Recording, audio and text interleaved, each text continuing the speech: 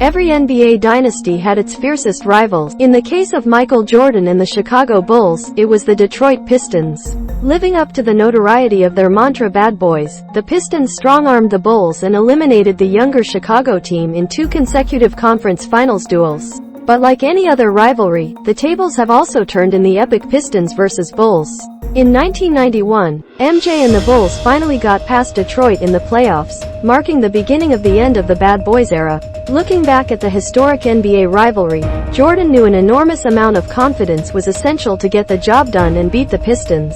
After years of getting thumped by Bad Boys, MJ and the Bulls gained enough confidence in their final visit to Detroit before the All-Star Weekend in 1990. Chicago edged the Pistons at home, but Detroit still got the last laugh when they crossed paths again in the playoffs that year. We hadn't beaten them in Detroit for about 10 games, and once we did, it gave us confidence.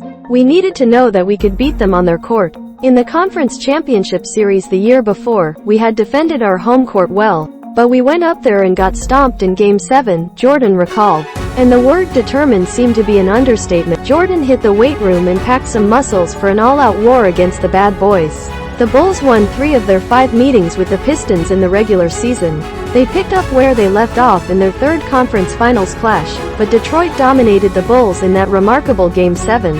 As Jordan said, they got stomped by the Pistons. However, the Bad Boys acknowledged what was quite evident at the time. Detroit did not beat some kids making their bones in a grown man's league. Instead, they managed to secure a win over fellow grown men who would hit back at them the next year. When we got to Game 7 of the Eastern Conference Finals in 1990, we won, but we knew they were coming back. Former Pistons guard Joe Dumars said of the Bulls via CBS Sports. We knew they'd be back the next year, Dumars said. By the time 1991 came around, most guys had grown up and, the Bulls, had gotten stronger and tougher and mentally, they didn't fold when things didn't go their way. You're looking at it and going, they're growing up, these aren't kids anymore. As it turned out, Dumars was right, and the rest, as they say, is history.